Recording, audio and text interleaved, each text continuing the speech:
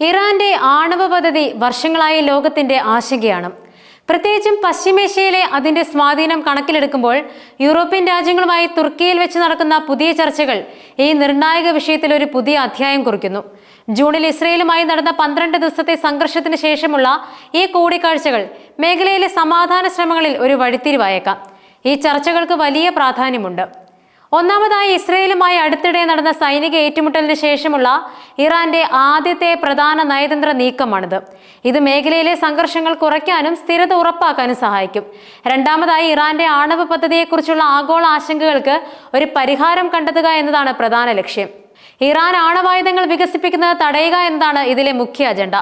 കൂടാതെ അമേരിക്ക ഇറാന്റെ ആണവ കേന്ദ്രങ്ങളിൽ നടത്തിയ ആക്രമണങ്ങളും ചർച്ചാ വിഷയമാണ്. ഇത് മേഖലയിലെ സുരക്ഷാ സാഹചര്യത്തെ കൂടുതൽ സങ്കീർണമാക്കുന്നു.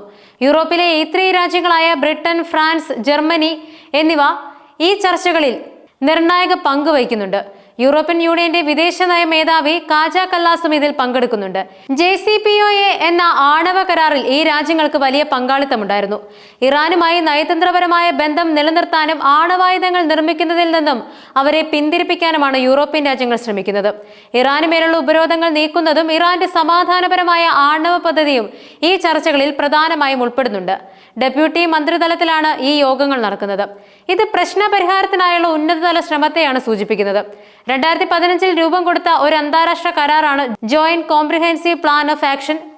ഇറാൻ ആണവ പ്രവർത്തനങ്ങൾ പരിമിതപ്പെടുത്തുന്നതിന് പകരമായി ഉപരോധങ്ങളിൽ ഇളവ് നൽകുക എന്നതായിരുന്നു ഈ കരാറിന്റെ പ്രധാന ലക്ഷ്യം. കരാർ പ്രകാരം ഉപരോധങ്ങളിൽ ഇളവ് ലഭിക്കുന്നതിന് പകരമായി ഇറാൻ അതിന്റെ ആണവ പദ്ധതിയിൽ കർശന നിയന്ത്രണങ്ങൾ സമ്മതിച്ചു. ഇത് ഇറാന്റെ ആണവായുധ നിർമ്മാണ ശേഷിക്ക് ഒരു പരിധി നിശ്ചയിക്കുന്നതിനും അന്താരാഷ്ട്ര ആണവ പരിശോധനകൾക്ക് വിധേയമാകുന്നതിനും കാരണമായി. എന്നാൽ 2018 അമേരിക്ക കരാറിൽ നിന്നും പിന്മാറുകയും ചില ഉപരോധങ്ങൾ വീണ്ടും ഏർപ്പെടുത്തുകയും ചെയ്തതോടെ JCPOAക്ക് തിരിച്ചടി നേരിട്ടത്. അമേരിക്കയുടെ പിന്മാറ്റം ഇറാൻ മേൽ കടുത്ത സാമ്പത്തിക സമ്മർദ്ദം ചെലുത്തി. ഇത് ഇറാന്റെ സമ്പദ് വ്യവസ്ഥയെ കാര്യമായി ബാധിച്ചു. ഇതിന് പ്രതികരണം എന്നോണം ഇറാൻ JCPOAയിലെ ചില പ്രതിബദ്ധതകളിൽ നിന്നും ഭാഗികമായി പിന്മാറാൻ തുടങ്ങി. സമ്പുഷ്ടീകരിച്ച യുറേനിയത്തിന്റെ ഉത്പാദനം വർദ്ധിപ്പിക്കുകയും ആധുനിക സെൻട്രിഫ്യൂജുകൾ ഉപയോഗിക്കാൻ തുടങ്ങുകയും ചെയ്തു. ഇത് കരാറിന്റെ ഭാവിക്ക് വലിയ ഭീഷണിയായി. യൂറോപ്യൻ രാജ്യങ്ങൾ അമേരിക്കയെ കരാറിലേക്ക് തിരികെ കൊണ്ടുവരാൻ ശ്രമിച്ചെങ്കിലും ഫലമുണ്ടായില്ല.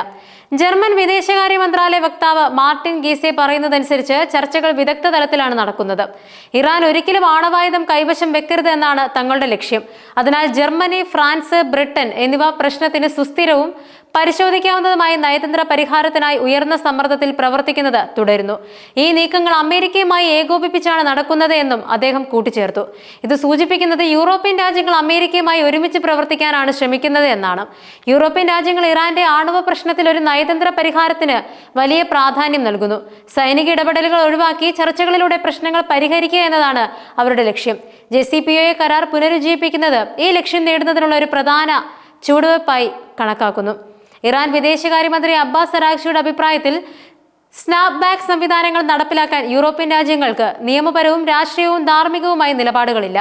കരാറിലെ തങ്ങളുടെ പ്രതിബദ്ധതകൾ നിലനിർത്തുന്നതിൽ ബ്രിട്ടൻ, ഫ്രാൻസ്, ജർമ്മനി എന്നിവ പരാജയപ്പെട്ടുവെന്നും അദ്ദേഹം വാദിക്കുന്നുണ്ട്. അമേരിക്കയുടെ ഉപരോധങ്ങൾ നീക്കുന്നതുവരെ തങ്ങളുടെ ആണവ പദ്ധതിയിൽ വിട്ടുവീഴ്ച ചെയ്യാൻ ഇറാൻ തയ്യാറല്ലെന്ന് വ്യക്തമാക്കുന്നുണ്ട്. ഇറാന്റെ ഭാഗത്തു നിന്ന് നോക്കുമ്പോൾ യൂറോപ്യൻ രാജ്യങ്ങൾ അമേരിക്കൻ ഉപരോധങ്ങളെ ഫലപ്രദമായി പ്രതിരോധിക്കുന്നതിൽ പരാജയപ്പെട്ടു എന്നതാണ് അവരുടെ വാദം.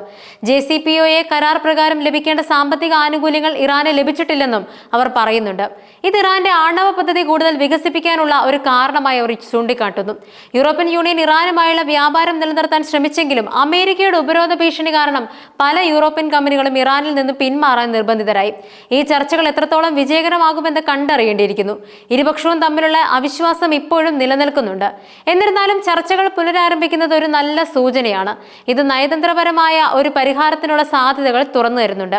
ഇറാന്റെ ആണവ പദ്ധതി, മേഖലയിലെ സ്ഥിരത, അന്താരാഷ്ട്ര ബന്ധങ്ങൾ എന്നിവയിൽ ഈ ചർച്ചകൾക്ക് വലിയ സ്വാധീനം ചെലുത്താൻ കഴിയും.